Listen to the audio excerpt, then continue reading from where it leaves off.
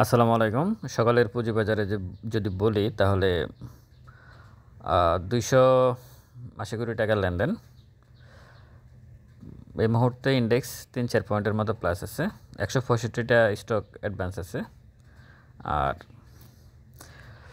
টপে যদি বলি এসপি সিরামিক, বিপিএমএল এই ধরনের স্টকগুলাই আজকে ভালো করতেছে। বিশেষ করে টপে আজকে জেনারেল ইন্স্যুরেন্স, প্রায় সবগুলো জেনারেল ইন্স্যুরেন্সের দাম বেড়ে গেছে। অনেক দিন থেকে এই জেনারেল ইন্স্যুরেন্সটা পড়েছিল, অনেক দিন থেকে অনেক মাস পড়েছিল। আজকে ভালো করছে, অনেক দিন পরে ভালো করছে। আশা করি যারা ব্যাংকে আছেন অথবা যারা ফিন্যান্সে আছেন আপনারাও ছোটোখাটো একটা মুভমেন্ট পাবেন। জেনারেল ইন্স্যুরেন্স যেভাবে পাইছে আপনারাও ওইভাবে পাবেন। আর ইন্ডেক্স মুভারে ইউসিবি ব্যাংক আছে, এসপি সিরামিক্স আছে।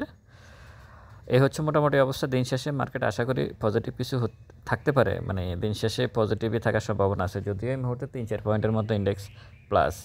আমি আশা করি যেহেতু ভলিউমটা একটু বেশি, 280-85 কোটি টাকার হয়ে গেছে অলরেডি 12:30 বাজে, আশা করি পজিটিভ কিছু হতে পারে দিন শেষে। ভালো থাকবেন। আসসালামু আলাইকুম।